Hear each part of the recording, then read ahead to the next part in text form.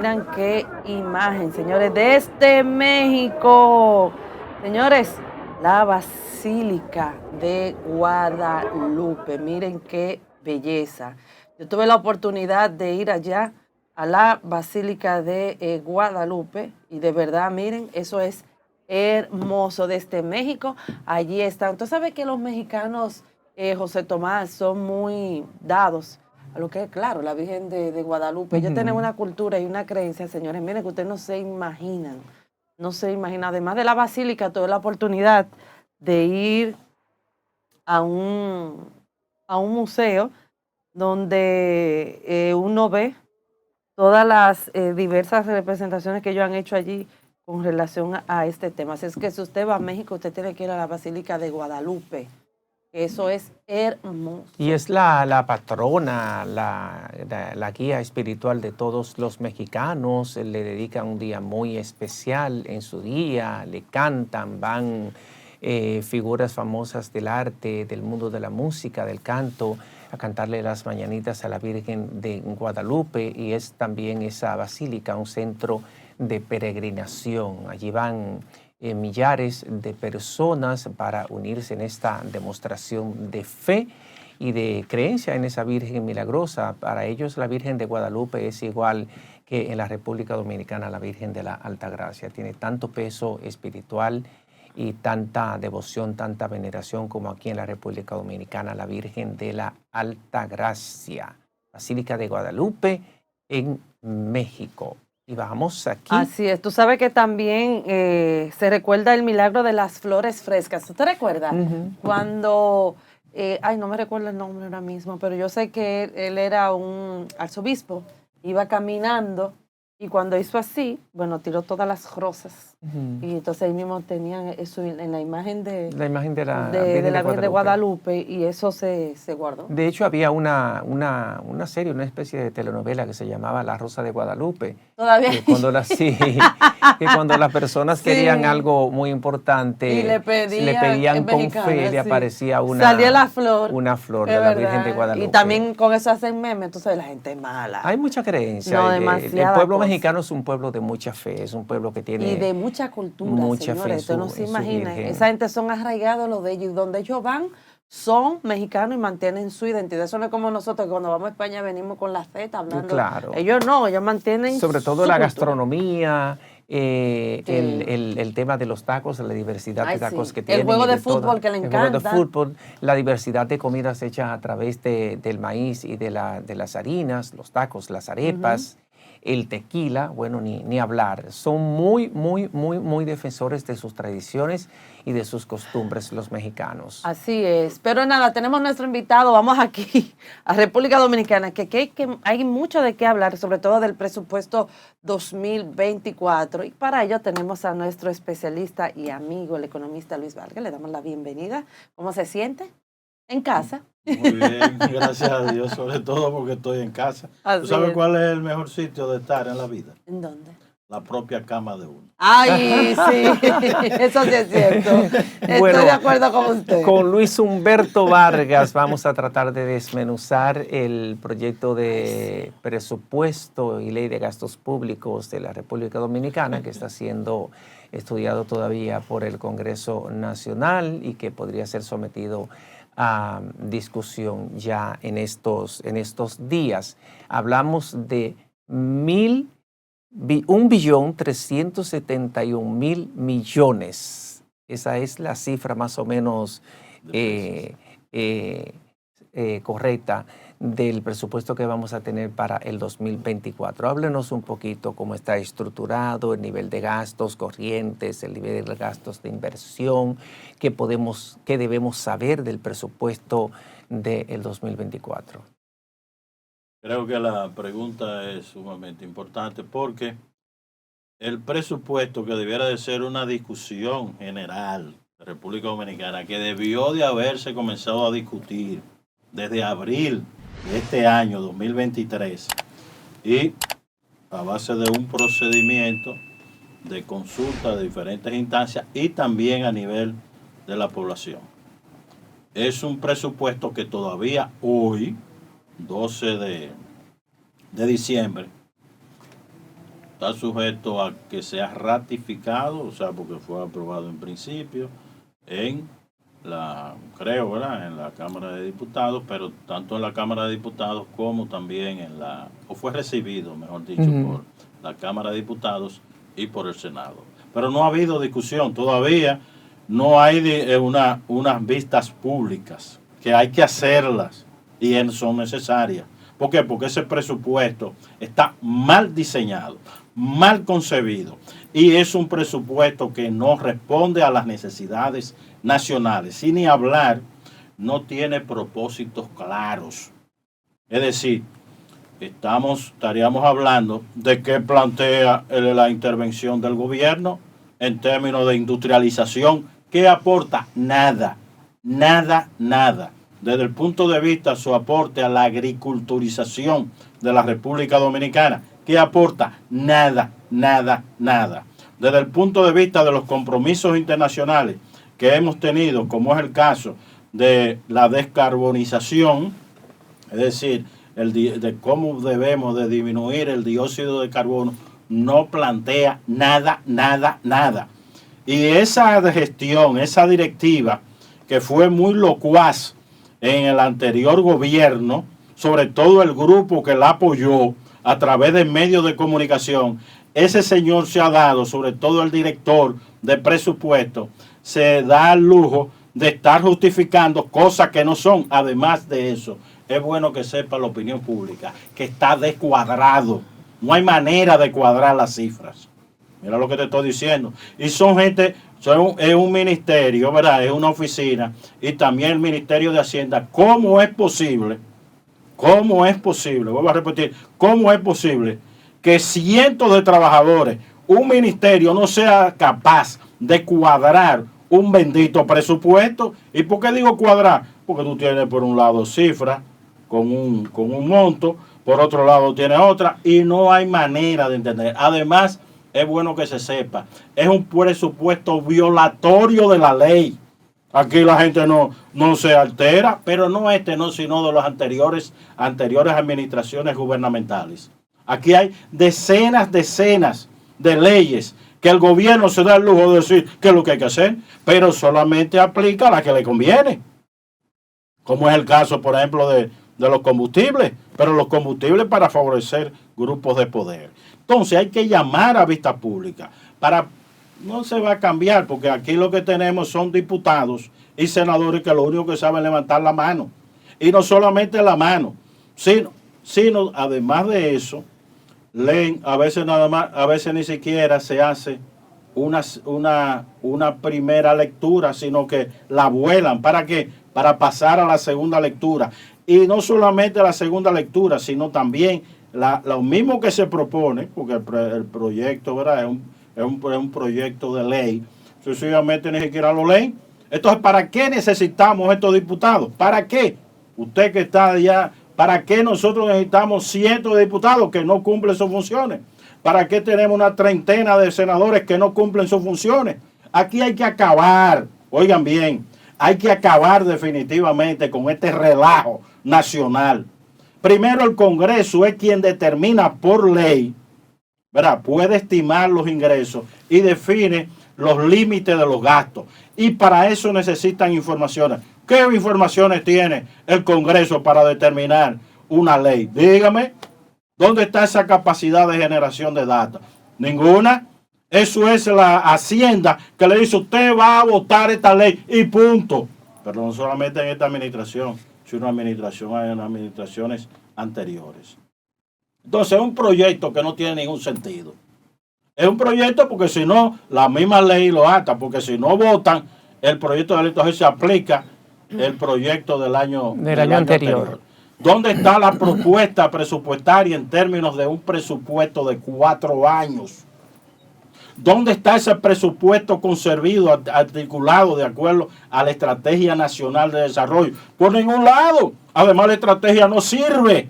Oigan, no sirve. Ahí pusieron a una econometrista a dirigir, desde el punto de vista matemático, a dirigir, o sea, especializada en matemática financiera y económica, a concebir la Estrategia Nacional de Desarrollo. Y si no, prueben ahora. no tenemos problemas esenciales, que no lo consideró. El problema de la minería, el problema del transporte, el problema de la industria, el problema de la agricultura. Todos esos fueron recursos perdidos con el apoyo no correcto de parte de los organismos internacionales. Porque esos organismos, no todos, pero sí representantes en el Congreso Nacional, se comprometieron que ante la debilidad de esa Estrategia Nacional de Desarrollo iba a haber una revisión el próximo año. ¿Se hizo? No, no y no. Oiga, esto es un relajo este país. Y aquí hay que decir eso porque aquí estamos en periodo electoral. ¿O no va a haber elecciones en febrero de los municipios? Ni siquiera los municipios exigen que se le entregue el 10%. 22.000 millones de pesos. ¿Y cuánto habría que entregarle? 122.000 millones de pesos. Y ni siquiera exigen una reforma de la ley. El gobierno decide pasarle por arriba a una instancia estatal que debe tener autonomía. Y no pasa nada porque aquí tenemos un presidente que es un monarca, pero no es el que está, no. Es todos los presidentes que ha habido. Y dejémonos de cuentos con ese de que aquí hay una democracia. Aquí no hay ninguna democracia. Aquí hay un monarca que decide y decide tanto más favorablemente en tanto y cuanto hace un acuerdo, una alianza con los grupos de poder económico y financiero, que son 7 familias. Son 7 que son los que deciden en este país. Dejémonos de cuentos de camino. Y eso no está en el debate electoral. Eso no está en el debate político. Eso no está en el debate nacional. Ahora bien, en estos números, ¿qué es lo que tenemos que ver?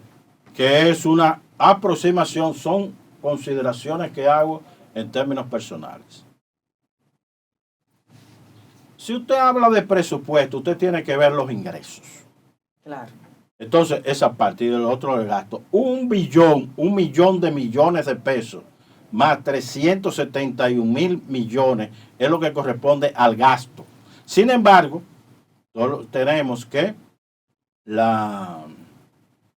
los ingresos, que son tanto los impuestos, lo que nos cobra todo y se le acentúa en gran medida a los grupos de poder, más algunos ingresos extraordinarios que recibe el gobierno y ingresos ordinarios, ascienden todos los ingresos, incluyendo las donaciones, a 1.141.000 millones de pesos. Es decir, 1 millón de millones más 141.000 millones de pesos.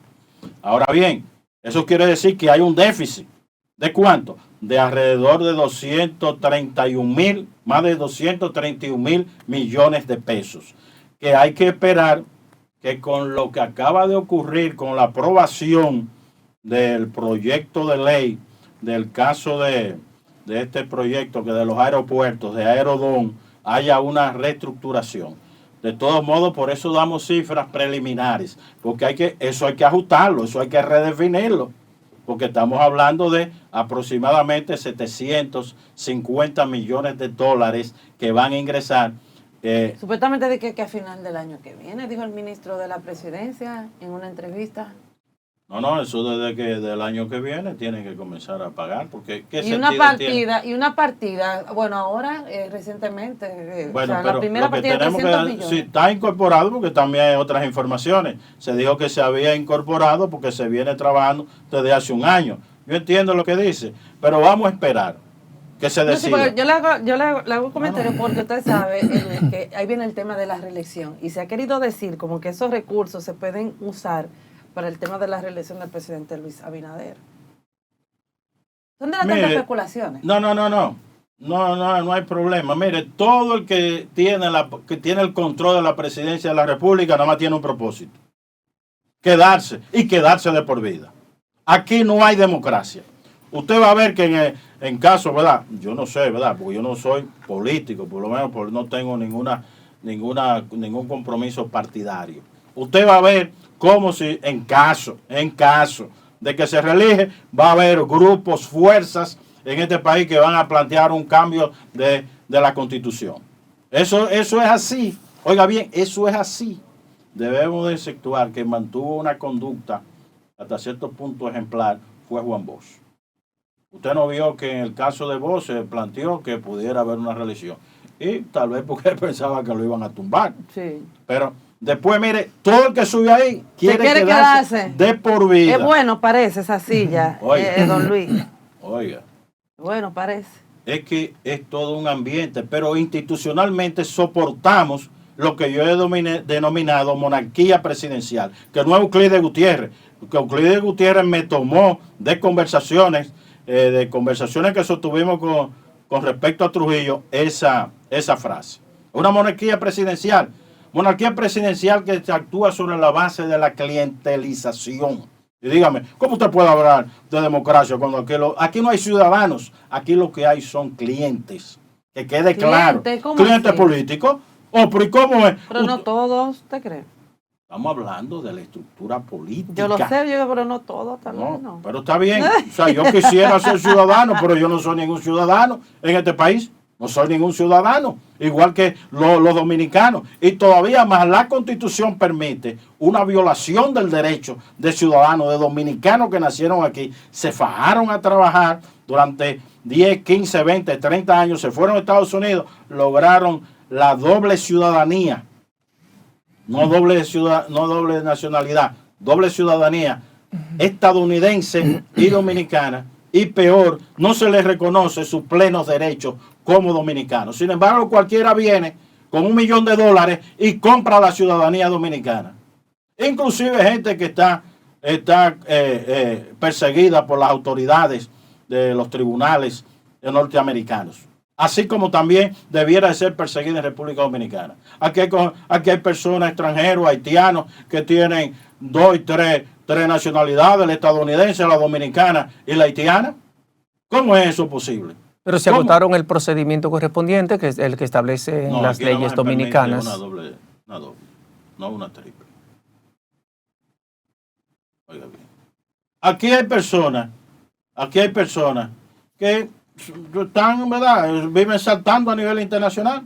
Inclusive, bueno que se sepa, que aquí hay argentinos que son los que nos representan en eventos internacionales que tienen que ver con un tema cardinal, que es el caso del medio ambiente, que es el caso del cambio climático. ¿O acaso no lo vimos retratado ahí al lado de un farsante de la política que responde al nombre de Milei? Eso está ahí, el presidente que acaban de elegir, pues es un farsante. Hizo una propuesta electoral que ahora no la está cumpliendo, pero vayamos por partes.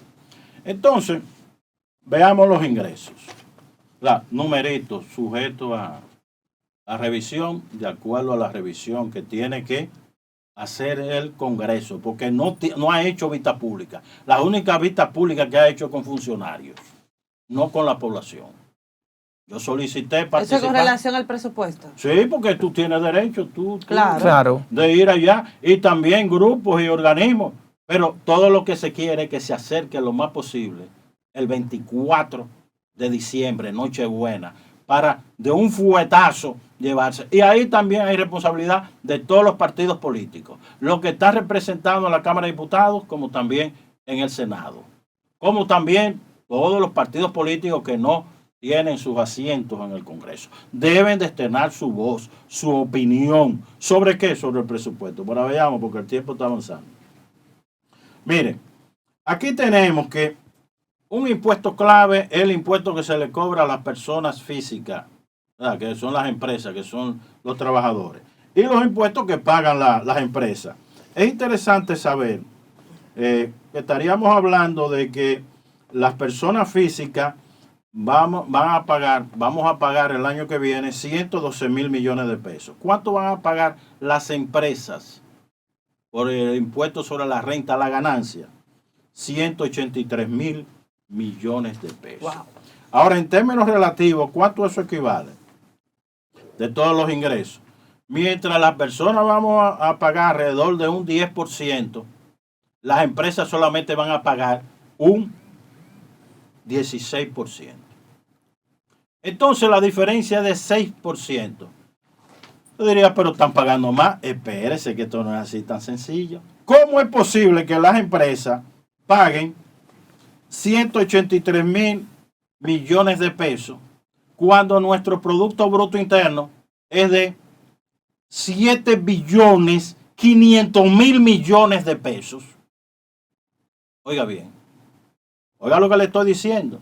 O sea, realmente el valor agregado, que es la parte que le corresponde a beneficio y a la remuneración del trabajo, que tiene, exceptuando un ajuste que se hace, que es impuestos netos a la producción, es en gran medida el Producto Bruto Interno. Es decir, si fuéramos a dividir la parte que le corresponde al capital, en sentido general, como también aquellos que apropian beneficios, y la parte que apropian a los trabajadores, de cada 100 pesos de eso, le toca a esos grandes empresarios, sobre todo, ustedes no lo van a creer, más del 75%. Y a los trabajadores menos de un 25%. Entonces, ¿cómo es posible que los trabajadores, siendo trabajador que le cobra impuestos, estén pagando aquí menos de un 25%? ¿Verdad? Menos, los empresarios paguen un 16% cuando apropian un 75% del Producto Bruto Interno. No hablemos solamente de la evasión fiscal, evasión tributaria, de los beneficios o ganancias, que está en más de un 60%. Y el ITEVI, que son ellos los que también lo evaden, que son los empresarios, porque usted que te compra está la maquinita funcionando, claro, y después no lo pagan. Y no aparece, bueno que se sepa en el presupuesto, un plan concreto para atacar la evasión fiscal, la evasión tributaria, que es un crimen, es un delito. Es más, de acuerdo a la categoría, usted tiene crimen, delito e infracción. Usted evadir al fisco aquí se está considerado un crimen. Cuando hay un programa, oiga bien, no lo hay. ¿Por qué? Porque le interesa a esta Dirección General de Impuestos Internos no poner el dedo en la llaga. Y el gobierno, para evitar conflictos con los grupos de poder, se queda callado. Doy esos datos. Ahora, en definitiva, ¿quiénes pagan los impuestos para sostener ese billón, 140.000 millones? En gran medida los trabajadores, y ahí lo vemos con el caso del ITEVIS. Estamos hablando de 379.187 millones, que equivale a más de un 50%. No voy a entrar. Lo que quiero decir que los que ganan muy poco aquí son los que pagan la mayor parte de los impuestos. Y los que ganan muchísimo son los que pagan una cifra vergonzante. Entonces tenemos una desigualdad, tenemos una inequidad. Muy notoria. Están los datos ahí. Eso hay que decirlo al Congreso. Y decir que ese director general de impuestos internos es un incompetente para dirigir esta dirección. ¿Por qué? Porque es lo que tiene que estar ahí para recaudar. Y lo que hace es atacar de una manera brutal a los trabajadores, a los microempresarios, que no son microempresarios, son actividades de subsistencia. Pues ¿cuánto que gana aquí un microempresario? Cuando ya está exentuado en cerca de 34.000 pesos por mes. Sin embargo, aquí ni siquiera se respeta la propia ley. ¿Por qué? Porque la viven violando. Aquí debiera de reconocerse como cuota máxima, ¿verdad?, que usted no tenga que pagar impuestos, sea que usted sea trabajador o microempresario, alrededor de 45.000 pesos por mes. Eso es para equilibrar un poco, sí, el costo de la canasta básica familiar, que está en más de 44.000 pesos mensuales. Y esa respuesta, Luis Vargas te la va a responder luego de la pausa, porque tenemos que ir a una pausa y en breve regresamos con esta interesante entrevista con el economista Luis Vargas. Gracias por seguir con nosotros en este matutino Su Mundo. Hoy como invitado tenemos con nosotros a nuestro amigo, el especialista, el economista Luis Vargas. Con él hemos hablado de interesantes temas, algunos puntos con relación al posible presupuesto del año 2024. Pero mi querido compañero José Tomás dejó como cierta interrogante en el bloque anterior con relación a la canasta básica. El licenciado Luis Humberto Vargas, a él le gusta que le digan su segundo nombre. Bueno. Estábamos hablando de el incremento permanente de la canasta básica familiar, que los recursos que ganan los trabajadores con salarios promedio no les alcanzan para cubrir la canasta básica familiar, que está situada en algo más de 44,000 pesos mensuales. ¿Cómo hacer para lograr algún tipo de equiparación con el presupuesto general de la República? ¿Cómo hacer para que eso cambie? El presupuesto está definido en términos de ingresos y gastos. No hay una política realmente de creación de empleo. Además, el gobierno no tiene esa capacidad para generar los empleos que demanda la economía dominicana. Lamentablemente, lo que están hablando las autoridades, mire, usted no sabe de eso, les puedo decir. Demuestran un gran desconocimiento del mercado de trabajo. La mayor parte de los trabajadores en República Dominicana son mal llamados informales. ¿Por qué? Porque no le están pagando impuestos, pero vean, acá si tú me dices que un trabajador está exentuado en el sector formal a condición de que no llegue a 34,000 cuando debiera ser 44,000, y la gran mayoría no llega de los trabajadores en términos personales, aunque en el caso de la canasta está considerado el hogar, ¿verdad? La familia. Uh-huh. Pero ¿cuánto es que trabajan aquí? ¿Cuál es el múltiplo? De que por cada hombre, ¿verdad? Papá, ¿verdad? Que está en el hogar al frente, solamente habría que agregar 1.6, o sea que no llegan a 2, o sea que no podemos hablar de 2 ingresos, sino la mitad de un ingreso. No sé si me están entendiendo. Uh-huh. O sea que papá, mamá, los hijos, pero papá y mamá solamente trabaja uno, específicamente el hombre, porque aquí el desempleo ha sido devastador con las mujeres, que es el criterio de género, ¿verdad? Que está muy al día, que es una justicia que hay que reclamar que se sea justo. Ahora bien, esa suma de dinero que gana un trabajador, oiga, el promedio está claro, que no me venga el ministro de Economía, Planificación y Desarrollo a hablar cosas que él no sabe del mercado de trabajo, él no sabe de renta laboral y vive hablando permanentemente, hablando de metodología. ¿Cuál metodología? Usted no está estudiando el estudio del método. Usted lo que está es hablando del método, de cómo se procede para el cálculo. Ni siquiera él sabe. Ni siquiera él, que es el ministro, sabe eso. Entonces está diciendo, no, que aquí no tenemos problemas, aquí está disminuyendo la pobreza. Pero ¿cuál pobreza cuando aquí está aumentando los niveles de precio?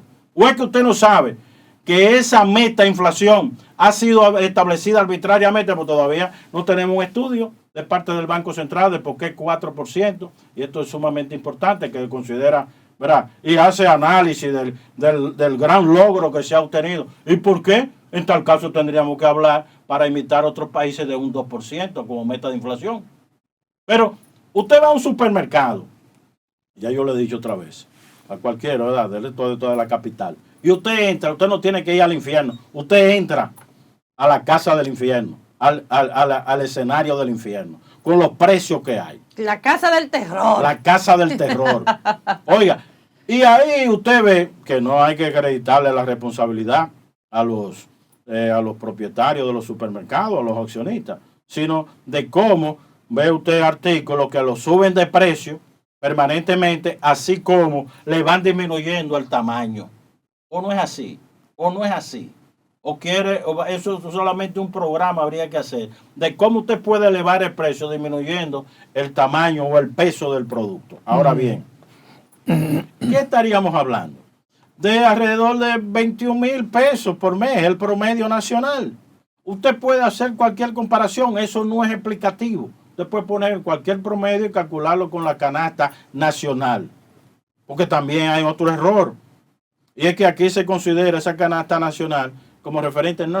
Oiga bien, la canasta nacional agrupa 10 deciles, o sea, las 10 partes de 10 constituyen 100. O los quintiles, una quinta parte. 20 veces por 5, 20 por 5 te le da 100. Eso se le llama quintiles. Quintiles. 20, 20, 20 y 20. Como también decirle 10, 10 hasta llegar al décimo decil. Ahora bien, eso es ahí se averigua cuánto gasta, pero lo que gasta esa familia no significa que esas son sus necesidades básicas. Y aquí no hay una canasta que realmente refleje cuáles son. Oiga, hay que hacer ese estudio, hay que hacer esa encuesta, es bueno que se sepa. No hay una canasta de referencia a la familia del trabajador. ¿Y cómo está, por ejemplo, la canasta básica ahora mismo? ¿Cuál es? Porque antes costaba, por ejemplo, 35 mil pesos, 36 mil pesos, más o menos, ¿verdad? Uno andaba en ese precio. Ahora, ¿cuál sería? En 44 y pico, sería 44 clase mil. media y la más humilde, porque hay que dividirlo. Aquí se habla cosas que no son. No hay tal clase media. Aquí son estratos medios. Usted pudiera considerar como estratos medios el número 3, digamos, de los quintiles, o sea, el tercer 20% y el cuarto 20%. Sería tercero y cuarto quintil. Estrato medio. Clase media es una cuestión más compleja que ni siquiera organismos internacionales del Banco Mundial han sido capaces de hacer entender que la gente que le hace el estudio no sabe de eso. Entonces han metido clase media, clase media. ¿Cuál clase media aquí en la capital? Aquí lo que tenemos es básicamente clases trabajadoras. Que esté claro eso, clases trabajadoras. Pero hasta eso han limpiado las ciencias sociales. Ya no se habla de clase, sino de clase media. Y los politólogos se hacen, muchos de ellos, de la vista gorda y comienzan a repetir como papagayos lo que le instruyen muchos de estos centros de pensamiento a nivel internacional. Entonces, esa clase media son trabajadores. Un trabajador en un banco es un trabajador, aunque sea de un banco. Y gane un mayor nivel de ingreso. Y a veces ganen hasta menos que cualquier... Porque, o sea, no, déjame decirte, están sacrificados, debieran tener un sindicato, claro, porque lo ponen a trabajar hasta las 10 de la noche. Oiga bien, y no pueden estudiar. La gente tiene una percepción diferente, exactamente, de la persona que trabaja. Pero nada, ¿verdad? Es otro tema. Ese es otro tema, porque eso viene también, hay que hacer historia de las ideas. En la confusión que generó Juan Bosch con la clase media, baja y qué sé yo, cuántas cosas, ni siquiera él fue el protagonista de eso. Eso fue un peruano en el siglo XIX que escribió un libro y hizo esta estratificación. Pero dejemos la historia de las ideas aparte. Entonces, ¿qué significa esto?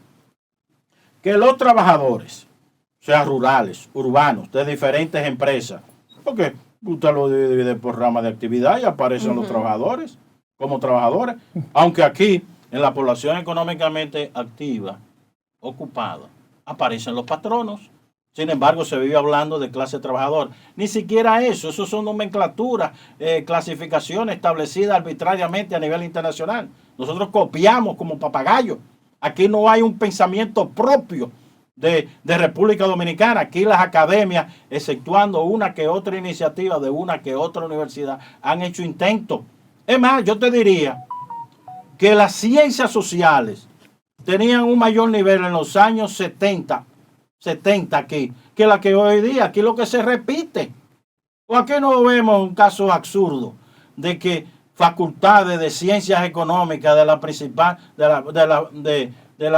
la principal universidad sencillamente comience a alabar a Milei en un artículo que escribió en la prensa. Y mira que no se trata de una cuestión personal, porque yo lo considero como uno de mis mejores amigos.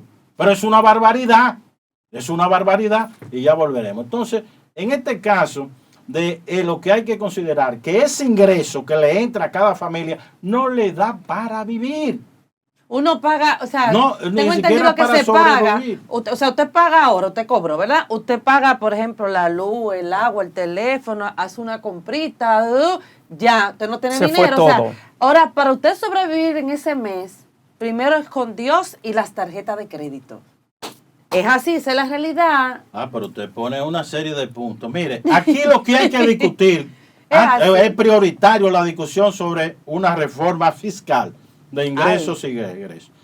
Es la reforma bancario-financiera de República Dominicana, porque el poder que están adquiriendo estos bancos en violación de la ley, como es el caso de la reciente ley dictada, que es de registro civil, porque lo están violando. ¿O acaso aquí no hay bancos privados que todavía usted le tiene que poner el dedito para hacer una transacción? Y le dieron 60 días o 90 días. ¿Y cuánto hace eso? Hace varios meses. Y cuando usted le dice, pero ven acá, y de acuerdo a la ley, se les ríen en su propia cara. Se burlan en su propia cara. Ellos son jefes. Determinan. Y aprovecho la ocasión, pues si se me olvida. Ese banco de reserva necesita ser reformado. Porque hay, ¿verdad?, comentarios de que hay un banco específico privado que lo quiere privatizar. Y se ha dicho muchísimas veces y no hay ninguna respuesta. Eso tiene que ir al Congreso. Privatizar el banco de reservas. Pues, pero está claro. El nivel de servicio no puede ser más pésimo. Nunca en mi vida he logrado ver un banco de reserva brindando tan pésimos servicios. Los cajeros no funcionan, gran parte. Entonces ponen un letrero de que hay personas, ¿verdad?, que se hacen pasar para destruir los cajeros. Pero ven acá. ¿Y cuando usted, qué persona? ¿Y los logros que ha tenido el Banco de Reserva, por ejemplo, en Estados Unidos? Oiga, eso es España? un desconocimiento de la historia. Ya hubo intentos, pero no quiero entrar en eso de abrir el Banco de Reserva. Lo que pasa es que aquí hay gente que se pone a hablar sin saber la historia bancaria. Como también el intento frustrado de otro banco, que es el principal banco privado. Como también operaciones que vienen desde la quiebra de un banco que tiene que ver con Santo Domingo, muy vinculado a los medios de comunicación, cómo operaba con todas esas cuentas. Oiga, aquí no se estudia, aquí no se analiza y se ve el análisis, el estudio como un atentado contra los intereses nacionales. No, esos son estudios. Vaya a Estados Unidos, vaya a México, se hacen estudios, váyase a Costa Rica. En el único sitio que aquí se prohíbe hacer estudios de que puede tocar, digamos, las llagas es República Dominicana. Y se castiga. Y es bueno que le sepa, el actual grupo de poder que está en el poder, que estuvo muy contento, inclusive de manera meritoria, estaba defendiendo los derechos de los migrantes en las anteriores administraciones. Hoy no está en el poder. ¿Y quién de ellos levanta la voz en defensa de los migrantes? Dígame uno. Aquí se ha expulsado cerca de 200,000 migrantes haitianos. 200,000. Y ese Instituto Nacional de Migración es incapaz de decir mensualmente cuántos haitianos están siendo repatriados. Y es un director que ha hecho toda su vida y su carrera profesional trabajando a los haitianos. Y hace hasta se reúne diciendo de los grandes logros que ha obtenido. Oiga, usted fue defensor, usted fue pagado por organismos internacionales. Pero no tiene el criterio, no tiene la credibilidad. Bueno, yo no sé si credibilidad. El embajador de España formó un grupo de 3 que aquí no se hace alusión, o sea, cuando digo para defender los derechos de los dominicanos. Exactamente, que si usted defiende, entonces usted no puede también, por ejemplo, el tema migratorio. O sea, como que algo un poco... Oiga, es que no, usted llega a una función pública y usted tiene todo el derecho. O usted llega un momento, renuncia, o sencillamente lo cancela el presidente. Pero sean adecuados. Y que quede claro, el jefe del grupo, que es la ministra, creo que tiene rango ministerial, que es la de ética, el jefe de todo ese grupo político. Milagros Ortiz Bosch. Milagros Ortiz Bosch duró años hablando de que había que transparentar los combustibles, específicamente el precio de paridad de importación. Se pasó años en el programa de una emisora, todos los días hablando junto con su mano derecha, que hoy es viceministro de Educación, de que había que transparentar. Aquí no tenemos la estructura de precio de paridad de importación, que es el precio importado más todos los costos que se agregan, intereses, descargas, cargas, todo lo que sea, los beneficios de esos importadores, hasta llegar a boca de planta. Oiga bien. Y entonces eso no sabemos. Ella se comprometió que lo iba a transparentar. No sé cuántos minutos quedan, pero me gustaría que quede claro aquí un tema. Ya tenemos casi que despedirse. Bueno, que era de protección del medio ambiente. ¿Cuánto se le va a entregar a a protección del medio ambiente, aire, agua, suelo, biodiversidad, cambio climático. Total, 901 millones de pesos. A cambio climático, ¿cuánto se le va a entregar? 719 millones de pesos. Y nosotros tenemos que transformar nuestras plantas de energía eléctrica porque Punta lo que Catalina, utilizan, por ejemplo. Vamos a ver. ¿sí? No solamente eso, sino que nos metimos en esa planta sabiendas Claro. de compromiso que ya habíamos Y con el hecho a tema nivel carbón, internacional, entonces. con el De tema la del descarbonización. carbón. Y además de eso, el combustible, que es el que genera más dióxido de carbono, que es el transporte. Transporte individual y transporte colectivo. Mire, aquí hay camiones que ya deben de ser parados. Pero carros públicos. Carros públicos, Usted lo ve. motores. Y oiga bien, y esa cumbre que nosotros tenemos a nivel internacional, pero ven acá, da pena lo que acaba de decir la viceministra, una viceministra de... Usted se refiere a la COP28. Exacto, que es una de las tres, la comisión, una que tiene que ver con biodiversidad, que no se le prestó atención en República Dominicana, y hay otra que tiene que ver con desertificación. Ella ni siquiera sabe, y verdad, ella es la experta en eso, que en el caso de Arabia Saudí establecieron en los años 1990 de que, porque la cumbre comenzó en 1992, creo que fue en 1995, planteó de Arabia Saudí de que debía de tomarse las decisiones por consenso.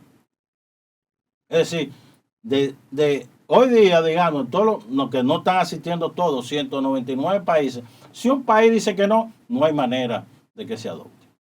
Entonces, cuando ella está protestando que los países latinos no están respaldando los intereses de las islas, son derechos insulares, está alarmada, pero ven acá.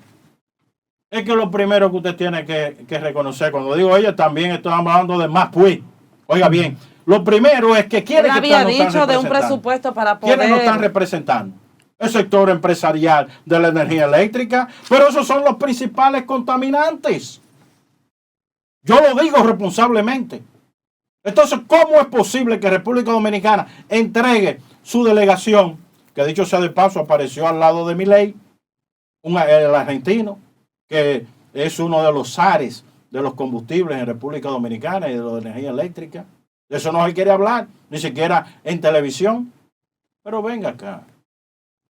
Usted no sabe que ya, ¿verdad? ¿Y qué hacemos en unas convenciones donde debió de haberse respetado que había que disminuir las emisiones de gases, que son las que son contaminantes en gran medida por los combustibles fósiles, pero no solamente por combustibles fósiles, sino hay otros, digamos, por ejemplo, el caso del carbono, otros gases. 40% en el 2030. En el 2030, Al contrario, nosotros, que fue el compromiso que estableció en el Acuerdo de París, 1.5. ¿Usted sabe cuál? 1.5% para mantener cierto nivel. ¿Usted sabe cómo que esto vamos a llegar a fines de este año? A 2.7. ¿Cuánto se espera en los próximos años? A 3 o 4%. Entonces, esos son los problemas. Aquí no hay ninguna política de desmantelamiento de los combustibles fósiles. Que quede claro. Y ni se quiere discutir. Porque el actual ministro de Medio Ambiente bloqueó las discusiones de la Mesa Dominicana de Diálogo sobre Medio Ambiente y Recursos Naturales, donde estaba también en discusión el cambio climático. Entonces se aparece como ministro discutiendo, pero discutió en una mesa donde era donde debió haberse discutido el tema. No resolutado, porque eso hasta ahora, de acuerdo a nuestra Constitución, el gobierno decide en todo. Aquí eso de municipios no tienen ninguna decisión, igual que las organizaciones, el Congreso tampoco. Es lo que decida la presidencia de la República. No quiero con esto que se vea que es una crítica al gobierno, porque esto es válido de una reforma que hay que hacer del Estado Dominicano. No podemos seguir con una monarquía presidencial y ministros que no cumplan las funciones. Y estamos hablando concretamente de ese ministro que está en el Ministerio de Economía, Planificación y Desarrollo, que su papá lo consideró honesto, pero cae en la deshonestidad de estar diciendo que aquí está disminuyendo la pobreza. Es una deshonestidad. Les reto al papá que me diga si no es verdad. Al papá de él, porque eso no es una cuestión de carácter familiar. Él intervino en el escenario público y como escenario público tiene derecho a responder. en contra de su hijo o a favor de su hijo. Que quede claro eso. Como también el Ministerio de Medio Ambiente, como también el Ministerio de Industria y Comercio, como también el Ministerio de Trabajo. Aquí no estamos resolviendo problemas, ¿verdad? En general, aquí esto va en contra de un pronunciamiento que hicieron unos economistas de que un país en estas condiciones, ni que va en el 2050 a convertirse en un país desarrollado. Por favor, es que usted no ha ido a un barrio, o es que usted no ha ido a un campo. Esa es la mejor encuesta, el barrio y el súper, la calle. Esa es la mejor encuesta. Pero bueno, que balance final de este presupuesto, obviamente tienen que aprobarlo, porque como dijimos al principio... No tiene otro camino que seguir endeudándose. ¿Cómo se ve el endeudamiento neutro? Cuando usted gasta más de lo que le ingrese, ¿verdad?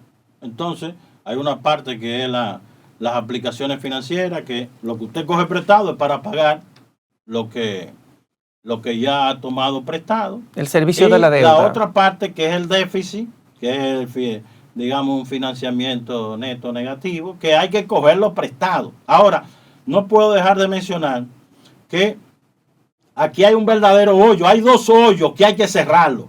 El hoyo del subsidio a la energía eléctrica, que no solamente son transferencias corrientes, subsidios, sino transferencias de capital. ¿Usted sabe cuánto va para este año? En el 2024. 2.700 millones de dólares al negocio de energía eléctrica. 2.700 millones de dólares. Eso es una barbaridad. Como también al caso del Banco Central, que es una entelequia, ni siquiera han podido responder al desafío que le ha lanzado, que no Milei, no, le ha lanzado los libertarios a nivel internacional. Y han quedado callados, porque ahí hay crítica, y yo estoy esperando que el Banco Central, que es muy locuaz en defensa de sus propios intereses, le responda a esa corriente que plantea desaparición pura y simple del Banco Central. Y atacan a otras personas que quieren contribuir realmente a que haya un Banco Central que cumpla con sus funciones, pero no un Banco Central que expropie las funciones de la Oficina Nacional de Estadística. ¿Para qué? Para controlar el país, porque el Banco Central está en manos de esos grupos de poder. Y hasta el mismo Fondo Monetario Internacional dijo que no podía admitirse que esa Junta Monetaria existiera. Bueno, oiga bien. Luis Vargas con nosotros, gracias por haber estado aquí, como siempre su participación excelente, nos da ese deseo de seguir conversando con usted, pero de esta manera llegamos al final del programa de hoy.